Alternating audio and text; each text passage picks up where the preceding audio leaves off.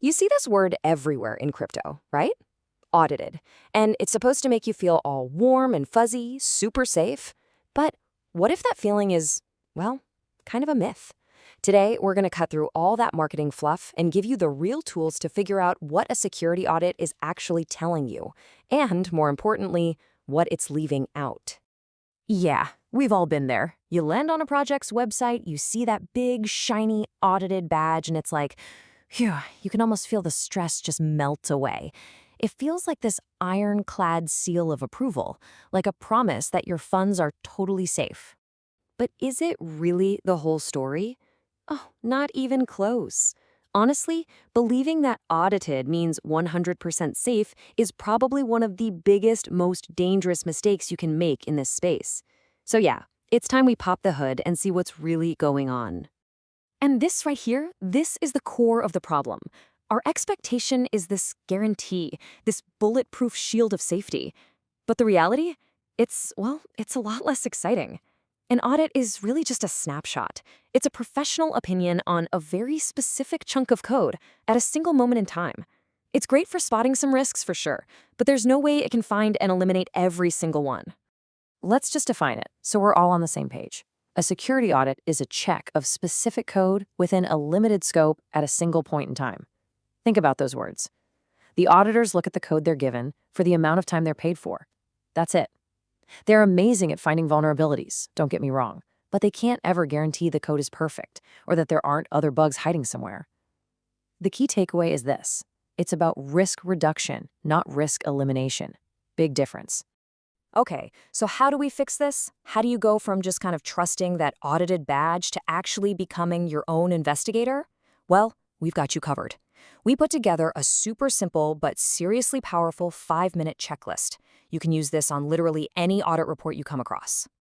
All right, let's break down these 5 crucial questions. Number 1, who did the audit? Are we talking about a top-tier firm with a solid reputation or someone nobody's ever heard of? 2, what was in scope? You've got to check the exact contract addresses, the specific code versions. What did they actually look at?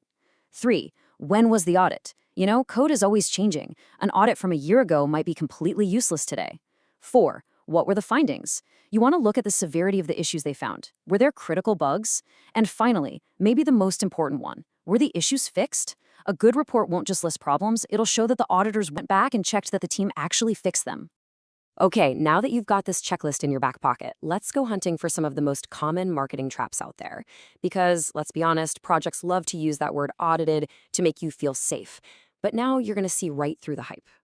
Trap number 1, the "we passed" claim. If you see a project saying they passed their audit, that should set off alarm bells.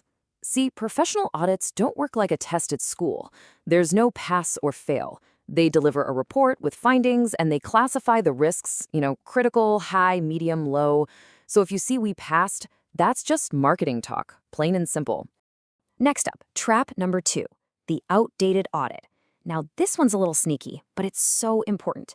A team might show off this beautiful audit report, but when you dig in, you realize it was done like a year ago on a totally different version of the code.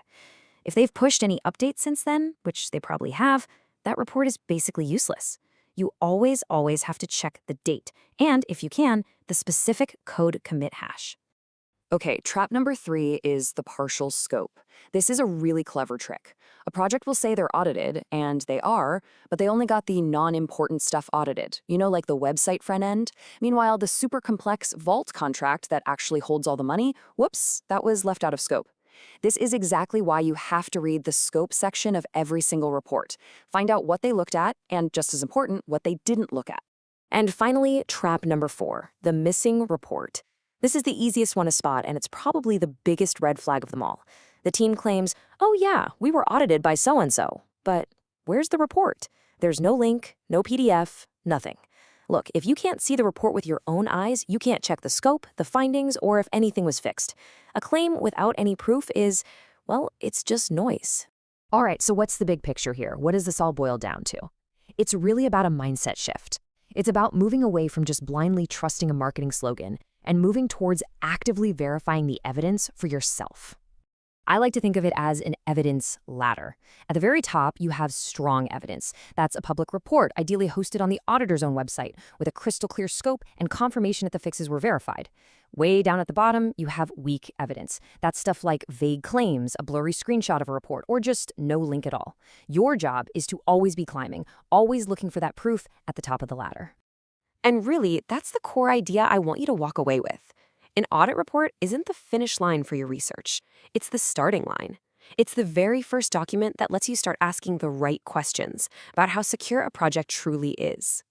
So, let's say you've done all this. You've read the audit, you understand the risks in the code, but that just opens up an even bigger can of worms, doesn't it? The code itself might be pretty solid, but what about the people who have power over it? Who holds the admin keys? You know, the keys that can change the rules, or worse, just drain all the funds. Now that's a whole other conversation.